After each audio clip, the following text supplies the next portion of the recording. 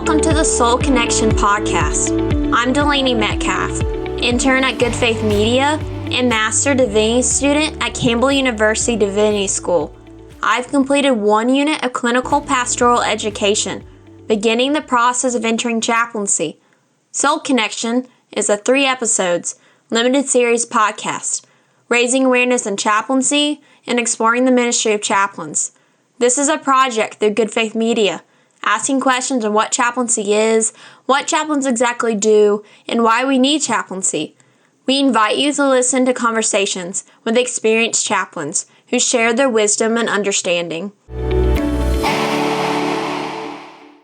Let's join Dr. H. Mac Wallace to understand the question, why do we need chaplaincy?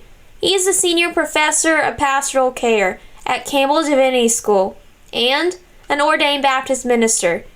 Dr. Wallace is a licensed marriage and family therapist, an approved supervisor with the American Association for Marriage and Family Therapy, and a former supervisor for clinical pastoral education, also called CPE.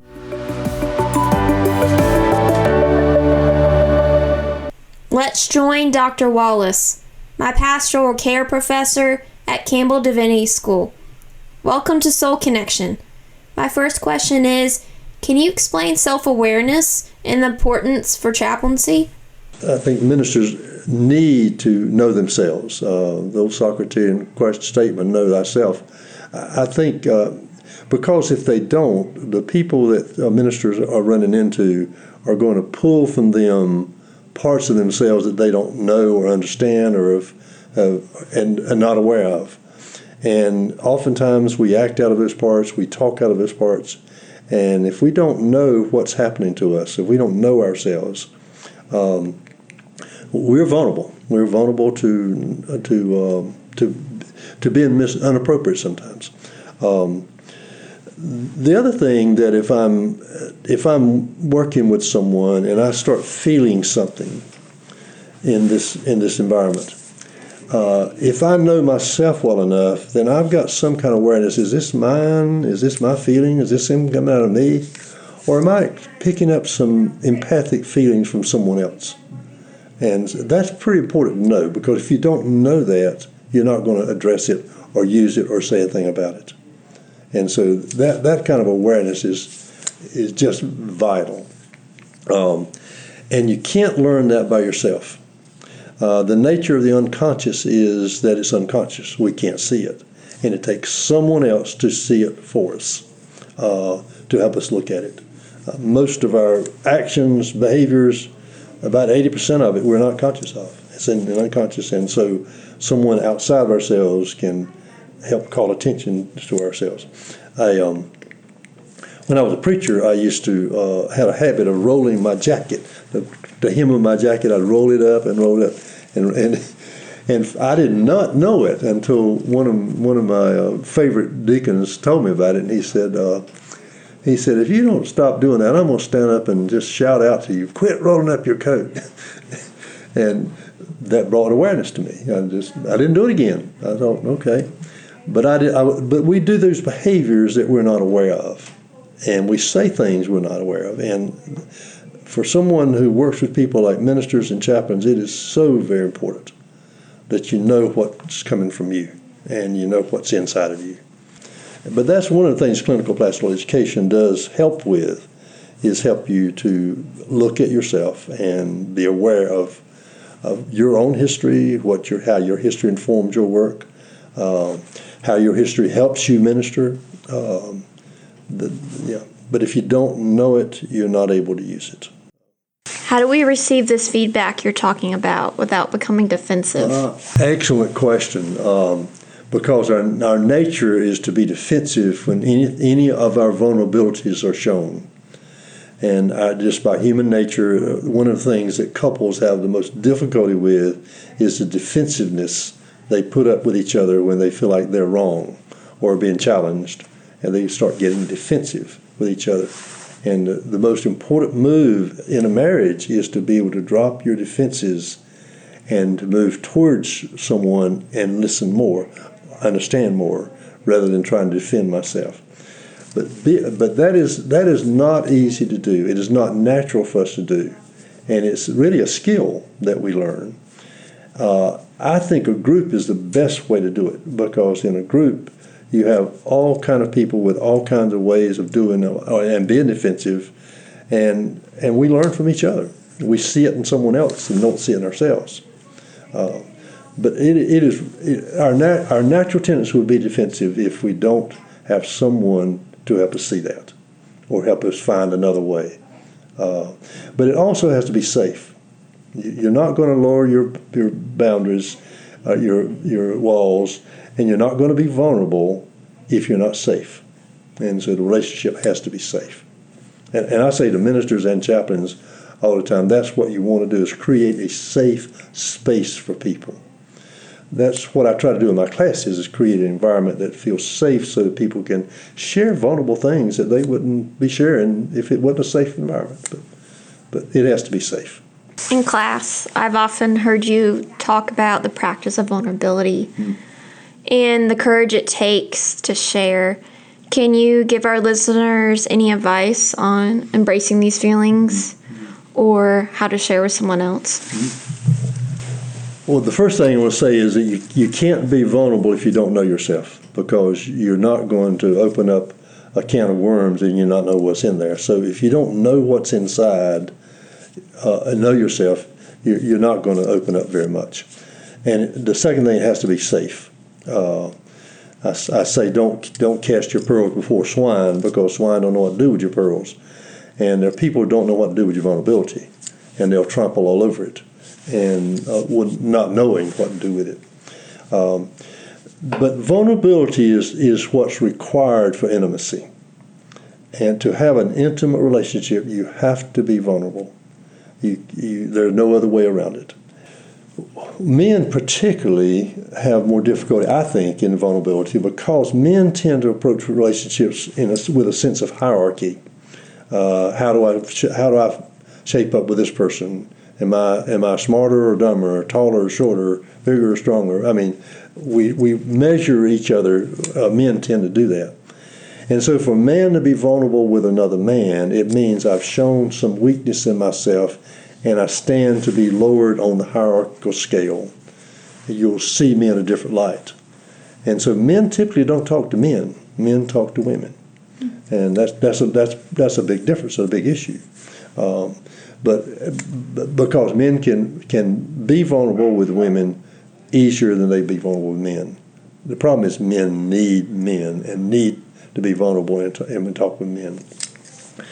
I like Brene Brown's statement that vulnerability is our most accurate measure of courage, because it takes strength and courage to bear your soul and your vulnerable parts with another human being. I mean, that is not natural, it is not easy, and it takes a lot of courage.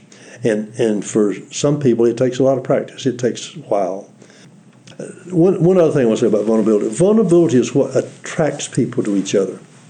That sounds backwards, but that's really what people like about you, is the vulnerable parts of you. They're not attracted as much to your skills and things as they are to you being a real vulnerable human being. Everybody likes that. Everybody likes to be close to somebody who's real, who's vulnerable, and that's what vulnerability is, real. What is the importance of bearing witness and walking alongside someone in a chaplaincy setting? I use the word ministry of presence to talk about that. Most human beings, when they are with someone that is in a crisis, that is in pain, that are struggling, the first reaction of most human beings is, I want to help you, I want to fix that, I want to make you better. But a lot of our illnesses and our difficulties, mentally and physically, are not going to get better right now. It's going to take some time.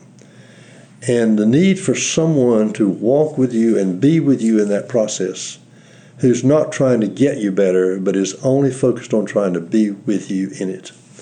I think that's incarnational to me. That is being the presence of God to another person. One of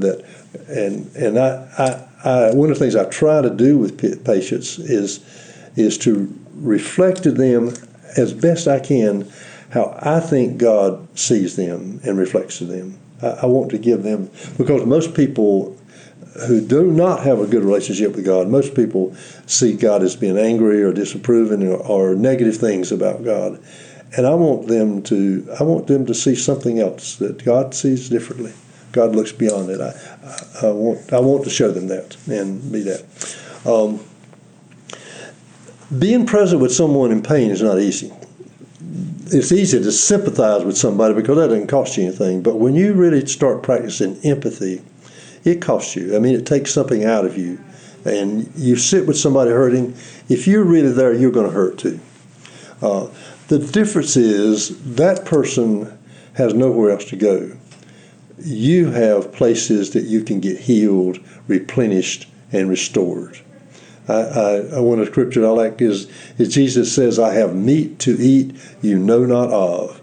In other words, I have a source of replenishment to take care of myself. And that's what I feel when I'm with patients in counseling or in chaplaincy, that I'm listening and I'm feeling and I'm experiencing, and it wears you out. But I know I have resources, and they oftentimes do not. And so it is a giving and an emptying kind of experience. Empathy takes energy, and it will wear you out. It is work. And some people do that more easily than others, but empathy is a skill we can learn. It is a learned skill.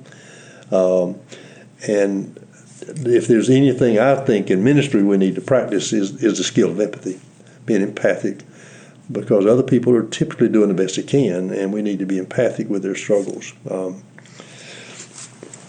I think the worst pain in the world is the pain that you have to bear alone, that no one else knows about. I see this in counseling. I see patients who come in counseling that have never told their story and carry an enormous amount of pain alone. And that is a heavy burden. And just to talk about the pain and unburden that pain is relieving. It lightens the load. It helps them move on to another day. And the same thing is true in hospital or any place you find a chaplain, is being able to sit with, hear, understand, and experience the pain that another person is going through. It helps their pain if someone else is there and sees it. So if you're visiting someone in a hospital and they're in an immense amount of pain, pull up a chair and hold their hand. You don't have to say a word. That will help. Presence is very, very important. Presence is really showing up. It's not talking to someone and having your mind out in the parking lot or a ball game or somewhere you're going to go or what your next meeting you got to go to. Presence it's like pulling your chair up to the table and saying, I'm here. I'm fully here. I'm ready to listen. I'm ready to engage. I'm here. And that is a skill. That is not natural, because our head, we've got all these tapes running in our head to go wide open 24/7, and we think ahead. We think about what's coming up. We worry about what's next. We get anxious about stuff, and to be able to lay that aside and sit with someone who needs your presence, that's a skill. But again, it gets back to the ability to give it. I have places that I can deal with this other stuff. Right now, I want to be present with this person, fully present with them. And a presence of another human being in the midst of your suffering is enormously helpful. I heard you clarifying the difference between sympathy and empathy. Mm-hmm. Can you go a little bit more into that? Sympathy is when you see someone else's problems and you really feel sorry for them and you really hate it. I mean, you really hate this is happening to them. But that's about as far as it goes. You don't feel it. Empathy, what costs in empathy is if you're really empathic, you're going to feel what other people feel. and I'll give an example. Sitting in counseling, often people will be talking about very painful things and get stuck. And I'll ask them, where is the stuckness? And they're looking for it. Oftentimes I'll feel my throat closing up, just like I can feel it. And my sense is that's where it's stuck. They can't get it out of this from their gut. They can't get it out, stuck in their throat. You feel these things. You'll be talking with someone and they'll be saying something and you all of a sudden feel sad about it. They may not be feeling it, but you know there's a lot of sadness and a lot of pain because you feel it. And that's what takes it out of you, feeling the experiences of another person. In therapy, when you're working with an extremely troubled person, the torture and torment that goes on inside of them, other people don't see. They only see what the torture and torment they're causing others. But when you're in therapy with someone like this who's tortured internally, you've got to feel that too. And that is not pleasant. We often want to reject that. We don't want to feel it. We don't like the person. These are the kinds of things that come out of us. But an empathic stance is, I feel what you're saying. I can get it. Everybody wants somebody to get them, and that's what empathy does. I really get what's going on with you. What does the ministry of chaplaincy bring to an organization, whether in the medical field, military, or a part of a business? One of the things about chaplaincy is that historically we've had a difficult time documenting our value in settings that measure things mathematically. What we bring is very, very difficult to measure, and therefore it's very difficult to explain and to justify.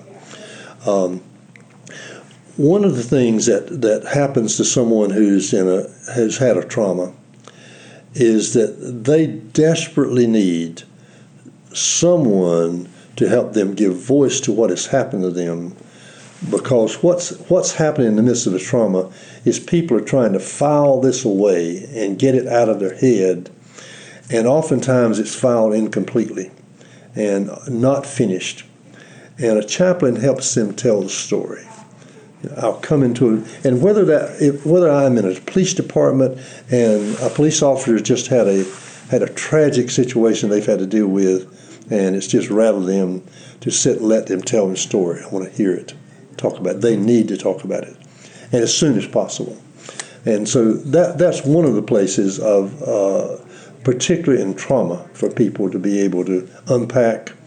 And it is extremely valuable for people to get their trauma unpacked as soon as possible. The other thing has to do with the emotional load people carry around. You think about it in a corporate business, for example, and you've got people who have an emotional load, and they bring that into meetings, and sometimes it's explosive, and they take it out on each other. A chaplain is a person who listens, says, "Tell me what's going on. What's your day been like?" If I'm in a corporation, I'll be knocking on doors. Just stick my head in the door. How's it going? How's your day going? And what will happen is they'll say, "Can I talk to you?" Because they desperately know they need to unload. And you know yourself, when you're heavy laden with emotions, when you talk about those and someone hears those, you are lighter. You feel lighter.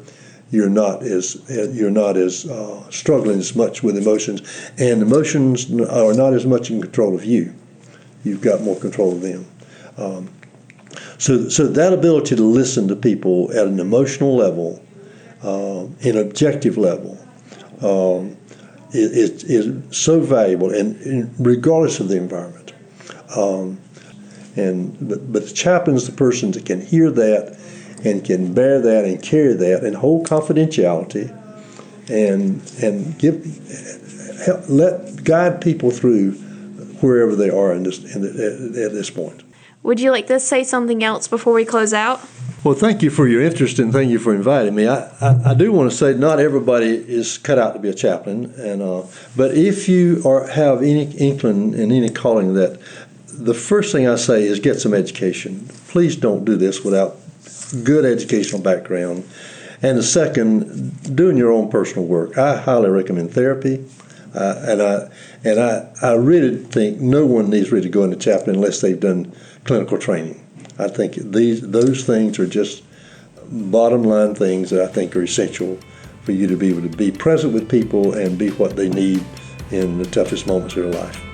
Thank you for joining us today on Soul Connection, a 3-episodes limited series podcast from Good Faith Media, raising awareness in chaplaincy and exploring the ministry of chaplains. I'm Delaney Metcalf.